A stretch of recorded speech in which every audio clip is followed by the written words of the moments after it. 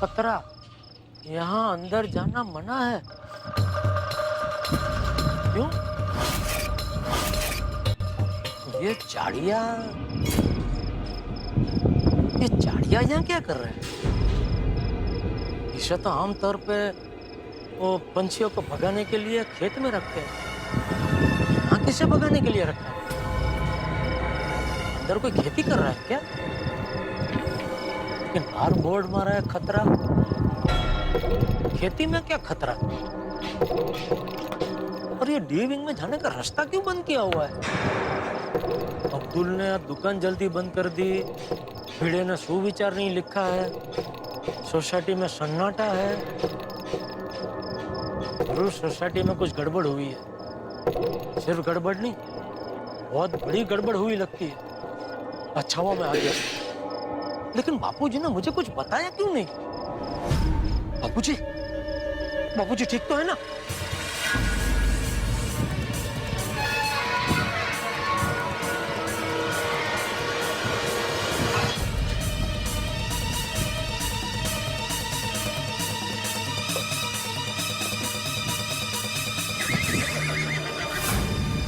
ये क्या, घर पे ताला? इस वक्त बापूजी कहाँ गए होंगे? पता नहीं आज रात को क्या होने वाला है। बस भगवान करे किसी तरह वो डरावनी दुल्हन आज रात को हमारी सोसाइटी छोड़ के भाग जाए। अय्यर, ये चिठावा का मस्त है ना? मस्त सूरज जाके बैठा है, बिल्कुल सेफ एंड साउंड। हाँ, अरे नहीं तो क्या।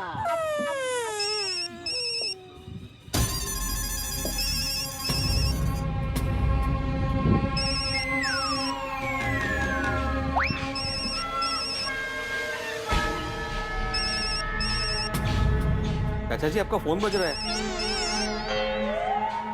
आपको सुनाई तो दे रहा है ना? अरे उठा के आओ, मैं नहीं हो गया। तो फोन उठा क्यों दे रहे हो?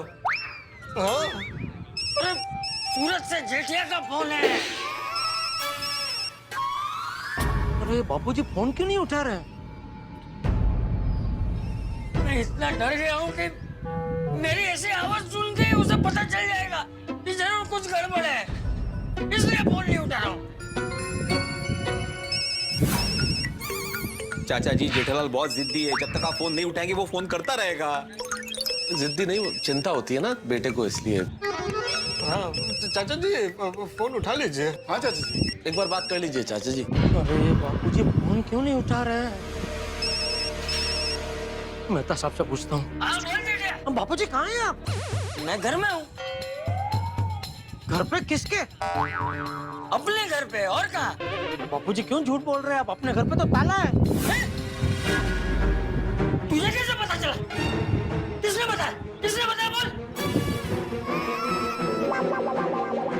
अरे मुझे कौन बताएगा? मैं अपनी आंखों से देख रहा हूँ। कैसे?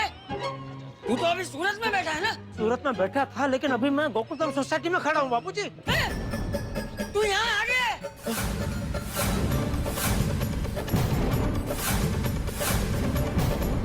हाँ। अरे बाप रे! देख जेठिया, आज की रात बाहर रहना खतरे से खाली नहीं है। तू जल्दी अंदर आ जा, अंदर आ जा। लेकिन अंदर कैसे हूँ बापूजी? दरवाजे पे ताला है। अरे भाई मैं महतूस के घर में हूँ। तू जल्दी से यहाँ आ जा जल्दी। हाँ ठीक है, आया, अभी आया, अभी आया। चाचा जी मैं देखता हूँ।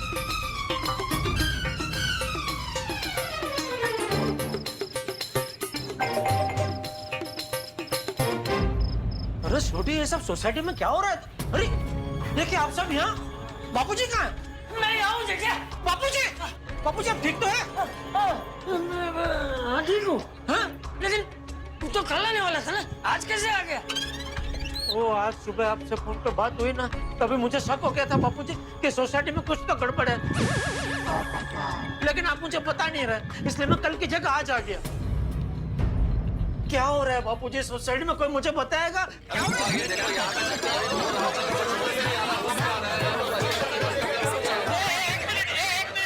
सब लोग एक साथ में बोल रहे, कुछ समझ में नहीं आ रहा है। कोई एक जन बोलो। जेठा जी, एक्चुअली परसों रात से हमारी सोसाइटी में कुछ अजीब अजीब चीजें हो रही है। अजीब अजीब चीजें मतलब बबीता जी? जेठिया मैं बताता हूँ, ये किस्सा मेरे से ही शुरू हुआ है। आपसे हाँ क्या हुआ आपके साथ बापूजी? जेठिया, याद है तूने सूरत पहुंच के आधी रात को मुझे फोन किया था? हाँ याद है, मैंने आपको फोन किया था कि मैं पहुंच गया हूँ। हाँ, तो घर के अंदर ही ना टावर बराबर नहीं मिल रहा था। तो मैं बात करने के लिए बालकनी में गया। तो वहाँ पे मैंने मोहनलाल के घर पे डरावना साया और जलती हुई मोमबत्ती देखी जेठिया। अरे बाप रे, फिर मैं बहुत डर गया जेठिया। आप डर गए तो आपने किसी को बताया क्यों नहीं बापूजी? वो चाचा जी ने फिर पिड़ू और मैनू बताया। वो हम तीनों मिलके मोहनलाल के घर पे गए, वहाँ ताला लगा था, कुछ भी नहीं था। और दूसरे दिन जब चाचा जी ने मुझे बताया कि उन्होंने कुछ देखा तो मुझे लगा कुछ भ्रम हुआ है चाचा जी को। मैं साथ चलता हूँ। मैं वहाँ साथ गया चाचा जी के। चाचा जी को कुछ पायल की आवाज और गाने की आवाज सुनाई दी। मुझे कुछ सुनाई नहीं दिया, मैंने कुछ नहीं देखा। भाई जेठालाल, असली प्रॉब्लम तब शुरू हुआ जब मैं कल रात को ऑफिस से घर आ रहा था। मेरे एडिटर साहब ने मुझे कहा था कि शहर में एक डरावनी दुल्हन नाम की भूतनी घूम रही है जो कुंवारों पर झपकती है। मेरे एडिटर साहब ने मुझे उसके ऊपर आर्टिकल लिखने को भी कहा था। और कल जब मैं सोसाइटी में दाखिल हुआ तो वो डरावनी दुल्हन हमारी सोसाइटी में ही निकली। जब दिखी और मेरी हालत